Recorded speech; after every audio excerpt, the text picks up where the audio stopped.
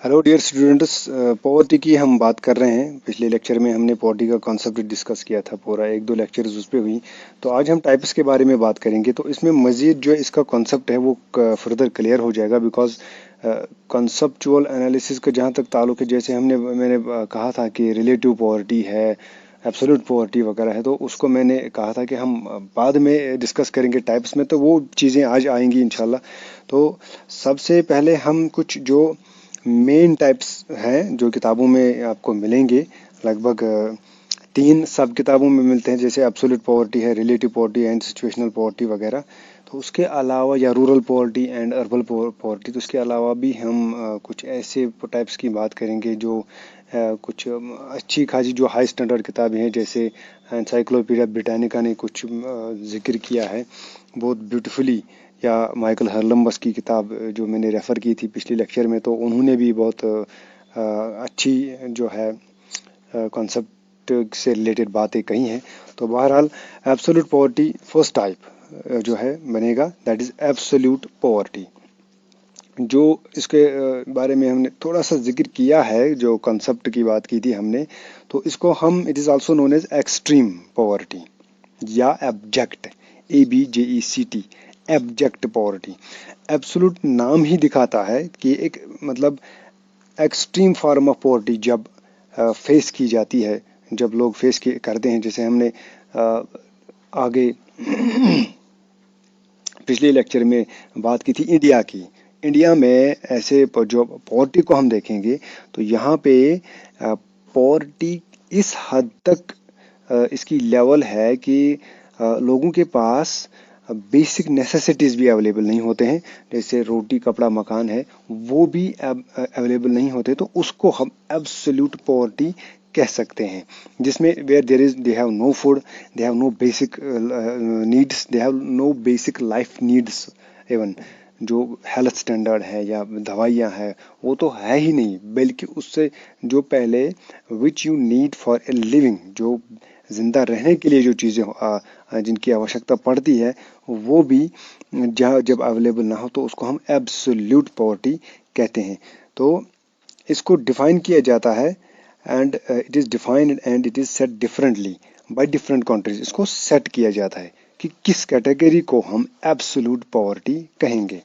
जैसे for example, जब world bank का सर्वे हुआ था 2015 में, तो उन्होंने $1.90 का एक क्राइटेरिया रखा था यूरोपियन एंड अमेरिकन कंट्रीज के लिए, $1.90 पर डे। उस वक्त 2015 में ये क्राइटेरिया रखा गया था, क्योंकि $1 आज की डेट में लगभग 73 to 75 रुपीज़ होता है, तो उसमें उनको 2 मील्स अवेलेबल हो जाते थे। तो इसी तरह से हर एक मुल्क इसको सेट करता है कि हम एब्सोल्यूट पॉवर्टी को कैसे डिफाइन किए करेंगे।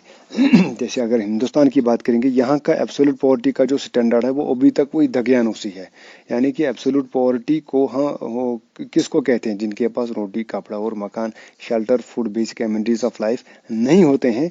अगर उनको आप जो है वो चीज़ें प्रोवाइड करते हैं, तो फॉर ये कहा जाता है, गवर्नमेंट पॉलिसी गला फाड़ फाड़ के जो है चिल्ला चिल्ला के कहते हैं poverty alleviation programme, Indira Gandhi national जो है डेवलपमेंटल प्रोग्राम, 20 पॉइंट प्रोग्राम, वो पॉइंट प्रोग्राम, ये पॉइंट प्रोग्राम।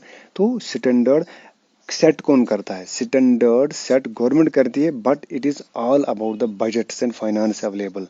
वही मैंने जो बात की थी पिछले लेक्चर्स में कि जब आपका मेन बजट मिलिट्री में जाएगा, तो ऑब्वियसली आपको पॉवर्टी एलिवेशन जैसा जो संगीन मसला है, जिससे मुल्क जो है देश लड़ रहा है, और गंभीरता से जो है ये सुविधाएं हो रही है लोगों को, असुविधाएं सॉरी, तो ये मसले फिर आते हैं। तो इसको सेट लेकिन गवर्नमेंट ही करती है कि किसको हम एब्सोल्यूट पॉवर्टी कहेंगे, ताकि उसी हिसाब से फिर ये पॉवर्टी एलिवेशन के प्रोग्राम बनाते हैं। Absolute poverty means where you have where the people have nothing at all. Number second is relative poverty. Relative poverty जो है, it depending on the perspective और viewpoint of the people, यानी कि ये लोगों पर निर्भर होता है कि उनके पर्सपेक्टिव पे निर्भर होता है। They may be poor as compare to other social classes. For example, जैसे मतलब लोगों का खुद का पर्सपेक्टिव क्या है, रिलेटिवनेस ऑफ द कॉन्सेप्ट है कि लोग तस्वुर करते हैं कि हम पुअर हैं या नहीं करते हैं। लोग कैसे खुद को कंपेयर करते हैं विथ अदर क्लासेस। मैं एग्जांपल देता हूँ कि अगर कोई अमेरिका की बात करेंगे, अगर वहाँ पे कोई वैकेशंस अफोर्ड नहीं कर सकता, टेलीविजन एंड कार अफोर्ड नहीं कर सकता, तो उसको वहाँ पे पुअर ज़िम्रे में रखा जाता है। सो रिलेटिव पॉवर्टी का मतलब ही मैंने कहा था आपको कि पॉवर्टी इज, जब मैंने कैरेक्टरिस्टिक्स की बात की थी, पॉवर्टी इज रिलेटिव, उसी से ये टाइप निकला है relative poverty, means it changes from society to society. एक तो इसका वो मतलब निकलता है, दूसरा मतलब ये निकलता है कि एक ही सोसाइटी के अंदर जो अलग अलग तबके हैं वो किस चीज़ को पॉवर्टी तस्वुर करते हैं। जैसे इंडिया में मैंने अभी कहा कि पोअर उसको क्या तस्वुर किया जाता है जिसके पास शेल्टर, फूड एंड जो क्लोथिंग वगैरह जो बेसिक कम्युनिटीज है वो अवेलेबल ना हो, तो उसको पोअर कहेंगे। सो ये इंडिया की बाकी स्टेट्स की बात करेंगे। अब एक ही स्टेट के अंदर हम बात करेंगे कश्मीर की। कश्मीर में पोअर किसे कहते हैं? जिसके पास अच्छा खासा बड़ा मकान ना हो, जिसके पास गाड़ी ना हो। तो कहीं ना कहीं कश्मीर का जो स्टैंडर्ड है पॉवर्टी को डिफाइन करने का, it matches the western societies, because यहाँ पे रोटी कपड़ा मकान का टेंशन है ही नहीं। जो कुछ भी नहीं करता है, जिसके पास कुछ भी नहीं होता, उसके पास घर है, जमीन है, मतलब वो, मैंने पॉवर्टी का जो मीनिंग है इसका perspective changes from, not only from one country to another, it changes from one state to another state, but it also changes within the state, it also changes in your own village. अलग अलग perspective आप develop करते हैं कि poverty को कैसे define किया जाएगा। मैंने एग्जांपल दी कि जिसको, जो वैकेशंस पे नहीं जाता है, जो जिसके पास गाड़ी नहीं है वगैरह, तो उसको हम पोअर पोअर के जो है कैटेगरी में रखते हैं। इस पे आप बहुत सारी एग्जांपल्स दे सकते हैं, बिकॉज जब हम बात करते हैं लोगों के स्टैंडर्ड की, तो वहाँ पे ऑब्वियसली हम मकान की बात करते हैं, और पहले गाड़ियाँ जो लग्जरियस आइटम है, घर में फ्रिज ना होना, ये पॉवर्टी है या नहीं है, घर में वॉशिंग मशीन होना ना होना, तो बहुत सारी डिफरेंट कैटेगरीज हैं। डिफरेंट सोसाइटी, डिफरेंट विलेजेस में अलग अलग इसका क्राइटेरिया रखा गया है। So that is why we say that poverty is relative. तो ये रिलेटिव पॉवर्टी का जो है वो दूसरा दूसरा जो है ये कॉन्सेप्ट है। Third type is called situational poverty. Situation आ गई ऐसी कोई सडन एडवर्स कंडीशन, जैसे किसी की जॉब जो है लूज हो गई, जैसे एनवायरन इसकी कोरोना की वजह से बहुत सारी कंपनीज का जो है दिवालिया निकल गया, और बहुत सारी बड़ी बड़ी मल्टीनेशनल कंपनीज ने जॉब्स को कट किया।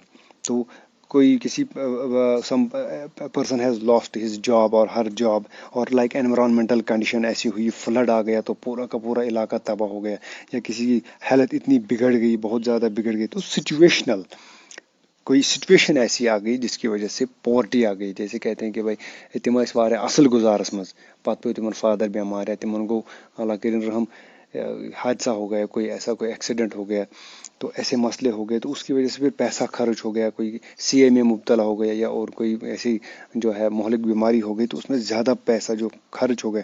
Situational poverty is that poverty which arises because of a very bad and harsh situation और कंडीशन इन द फैमिली और इन द रिलेशनशिप और in the kinship, that it simple है। Third type situational. Fourth type is generational poverty. Generational कहते हैं ना कि ये खानदानी, वो एक डायलॉग था, वो जोक आता था, वो कश्मीरी, तुमने लाला ऐसे जो खानदानी ठग, तो समथिंग लाइक दैट, खानदानी जो है खानदान में चलती है। और ये इस पे बहुत डिबेट किया जा सकता है, why people are poor from generations and generations all together.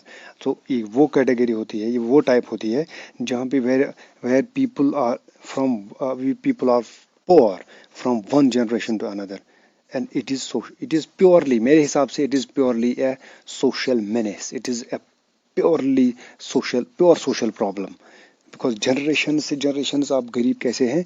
और यहाँ पे जिक्र आएगा आपका जो अनटचेबिलिटी का, जो आपने सुना होगा, डॉक्टर भीमराव अंबेडकर का सुना होगा, या महात्मा गांधी, उन्होंने भी बहुत फाइट की है ऐसी ऐसी दकियानूसी जो ट्रेडिशंस थे सोसाइटी से, उनको अप्रूव करना। तो इसमें एक एग्जांपल मैं दे सकता हूँ, जैसे एम एन श्रीनिवास ने द कॉन्सेप्ट ऑफ सांस्कृतिजाइजेशन में इसी चीज़ की बात की है कि पहले क्या होता था, या अनटचेबिलिटी में क्या होता है कि लोगों को, आप कितना भी पढ़ो, आप कितना भी आईएएस कर लो, केएएस कर लो, आपको फिर भी कहा जाता है भाई ये दास है, ये दास है, इनके साथ कोई बिजनेस नहीं करेगा, इनके साथ कोई रिलेशनशिप नहीं। इनफैक्ट आईएएस तो कर लो फिर भी तो उसी कंडीशन ठीक हो जाती है। आपको स्कूल में एसेस नहीं होती थी अनटचेबिलिटी में। You can check the history of untouchability in India. तो जब आपको जो है आपको कहा जाए कि ये शेख है, ये निचली जो है तबके का है, ये दास है, ये मोची है, ये चमार है, वगैरह वगैरह। तो अनटचेबिलिटी जैसी घिनौना जो है, पाप भी है, महापाप भी है, और एक बहुत बड़ी सोशल प्रॉब्लम है विच मस्ट बी इरेडिकेटेड। तो मैं आप सबको एक एडवाइस देता हूँ कि wherever and whenever you find anywhere you find a case of untouchability or something like racism or sexism, please and please sociology के स्टूडेंट होने के नाते और मेरे स्टूडेंट होने के नाते इसको try your best to eradicate it, try your best to participate in it. खुद पार्टिसिपेट करो, इसको ख़त्म करने की कोशिश कीजिए, बिकॉज इस चीज़ से हमें अल्लाह और उसका रसूल भी रोकते हैं। और सोशलिटी तो definitely when you ask a socialist, the most hated concept is untouchability, is racism, sexism, gender bias और gender inequality। तो इन चीज़ों को जब भी मौका मिले, आप चाहे एजुकेशन कॉलेज में हो, चाहे आप यूनिवर्सिटी में हो, आप कोई जॉब करेंगे, माशाल्लाह कोई IAS KS कर लेगा, कोई बड़ा अफसर बन जाएगा, तो इसको बहुत ज़्यादा सीरियसली लीजिएगा और इसको ख़त्म करने की अनथक कोशिश करनी चाहिए। तो यहाँ पे क्या होता है जनरेशनल में, जब आप लोगों को अनटचेबिलिटी की बुनियाद पर या ऐसे निचले तबके का समझ कर या समथिंग लाइक दैट, तो फिर उनको आप एजुकेशन हासिल करने से रोकेंगे, उनको टेम्पल्स में जाने से रोकेंगे, उनको बिजनेस से रोकेंगे, तो ऑब्वियसली उनकी जो है गुर्बत जो है कबीले देर कबीले। आप वो पुरानी मूवीज में 90s या 90 से पहले 80s की मूवीज में देखते कि वो ठाकुर हुआ करते, ठाकुर के घर में वो रामू चाचा, और फिर रामू चाचा का बेटा बिरजू, फिर बिरजू का बेटा क्या नाम है मुन्ना, फिर मुन्ना, फिर उसके बाद ये सारा कुछ चलता आ रहा था। तो फिर कभी ऐसा होता था कि कोई भी जो मुन्ना है, फिर कोई कलेक्टर बन गए, फिर सबका जो है सबकी बैंड बजा देता था। लेकिन generational poverty it is still here, it is happening here in India, it is happening in Somalia, it is happening in Afghanistan, it is happening in African countries, particularly the third world countries। तो ये generation से generation तक poverty आती है। उसके बाद rural poverty, simply every category, ये एक कैटेगरी ही नहीं बल्कि एक कंपाउंड कैटेगरी है, कंपाउंड टाइप। रूरल पॉवर्टी में जो है वो it is the poverty which is found in rural areas. Rural areas के अपने मसले होते हैं, पीजेंट तबका होता है, जो है लेबर तबका ज़्यादा होता है, तो ओबियसली वहाँ पे फैसिलिटीज़ कम होती हैं, एजुकेशन की फैसिलिटी। जैसे मैं ट्रैवल करता हूँ तो बहुत मैंने I have seen poverty at its basic roots, why people are poor. तो इसको बहुत सारा डिबेट किया जा सकता है, बहुत सारा लिखा जा सकता है कि वाई पीपल आर पोअर। तो rural poverty is that poverty which is simply pertaining to the rural villages और रूरल सेक्टर्स। और वहाँ पे ओबियसली जब फैसिलिटीज़ होती ही नहीं है, रोड्स नहीं है, डेवलपमेंट नहीं है, स्कूल कॉलेज नहीं है, यूनिवर्सिटीज़ नहीं है, तो ओबियसली वहाँ पे पॉवर्टी होती है। लेकिन इसके कंपैरिजन में अनदर टाइप जिसकी हम बात करें दैट इज़ अर्बन पॉवर्टी। ऐसा नहीं है कि अर्बन अगर आपका एरिया टाउन और सिटी में हो, अब वहाँ पे गुर्बत होगी नहीं। वहाँ पे गुर्बत के अपने मसले हैं। क्यों, किस वहाँ पे वजूहात क्या बनते हैं? Because of population. सबसे पहले पॉपुलेशन ज़्यादा है तो पॉवर्टी आएगी, बिकॉज रिसोर्सेज कम होते हैं ना। अब आप सिटी की बात करें, जम्मू सिटी बहुत छोटी है, तो जम्मू की बात करेंगे, वहाँ पे जब ज़्यादा लोग जमा हो जाएंगे तो रिसोर्सेज ऑब्वियसली मनी सर्कुलेशन भी जो है वो रेस्ट्रिक्ट हो जाता है, या रिसोर्सेज कम होते हैं, या हेल्थ इश्यूज होते हैं। कितनों को फैसिलिटीज अवेलेबल की जाएंगी जब पॉपुलेशन ही ज़्यादा हो, या हेल्थ के मसले खड़े हो जाए, तो उसकी वजह से पॉवर्टी होती है। बिकॉज ऑब्वियसली जो अर्बन एरियाज होते हैं वहाँ पे पोल्यूशन के मसले होते हैं, वहाँ पे बीमारियों का मसला होता है, प्योरिटी नहीं है, एनवायरनमेंट साफ नहीं है जैसे कि गाँव में होता है, और लैक ऑफ स्पेस की जगह की तंगी है। लोग बनाएंगे मकान, लेकिन बनाएंगे कहाँ? फिर वो स्लम्स में रहते हैं ऑब्वियसली, या तो उनको फिर 5 स्टार होटल्स में, या तो बड़े बड़े जो विलाज होते हैं वहाँ पे किराए के फ्लैट लेने पड़ेंगे। उनके उसका मिडिल क्लास या लोअर क्लास जो लोग होते हैं उनके पास इतना अफोर्डेबल बजट होता नहीं है। तो लैक ऑफ स्पेस या ओवर क्राउडिंग की वजह से ये मसले होते हैं। लो सोशल प्रोटेक्शन बहुत कम होती है। You are not protected, you can mean fall prey to everything. Drugs हैं या बार्स हैं एक्स्ट्रा, तो वहाँ पे आपके पैसे खर्च होंगे। आप मतलब लोग ऐशो इशरत में खर्च करेंगे, अय्याशों में खर्च करेंगे, तो पॉवर्टी आती है। तो वो कैटेगरी अर्बन पॉवर्टी कहलाती है। उसके बाद साइक्लिकल पॉवर्टी। ये किताबों में कहीं नहीं मिलेंगे जिनकी अब हम बात करने वाले हैं। साइक्लिकल पॉवर्टी वो पॉवर्टी होती है which happens because of price rise, या नेचुरल फिनोमिनन, या failure of government policy. Cycle जिसका चलता है, कभी आएगी फिर से, यानी कि कभी प्राइस राइज हो गया, चीज़ों की कीमतें बढ़ गई, या फाइनेंशियल क्रंच आ गया, मुल्क में गवर्नमेंट की पॉलिसी पे फेल हो गई, या कोई नेचुरल कैलेमिटी आती है पीरियडिकली, जैसे जापान की बात करेंगे, माउंट फ्यूजी, या बहुत सारी ऐसे इंडोनेशिया जहाँ पे वॉल्केनोज हैं, और वॉल्केनोज 50-50 साल के बाद जो है वो फटती है। साइकिल, नेचुरल फिनोमिनन, वो 50 साल या 20 साल बाद फटेगी, फिर से पूरा मुल्क तबाह हो जाएगा, फिर से सबको भीख मांगनी पड़ेगी, सब सड़क पे आ जाएंगे। साइक्लिकल पॉवर्टी जो है साइकिल में चलता है, या किसी मुल्क में फाइनेंशियल क्रंच आता रहता है, जैसे इंडिया में वो आता रहता है, यहाँ पे की जो है अर्थव्यवस्था कभी सुधरती ही नहीं है, सब साइकिल में चलता है। उस पॉवर्टी को हम साइक्लिकल पॉवर्टी कहते हैं। उसके बाद कलेक्टिव पॉवर्टी, कलेक्टिव मतलब बीइंग जो है ये जनरली वो टाइप होता है that average life condition of people can be explained and categorised.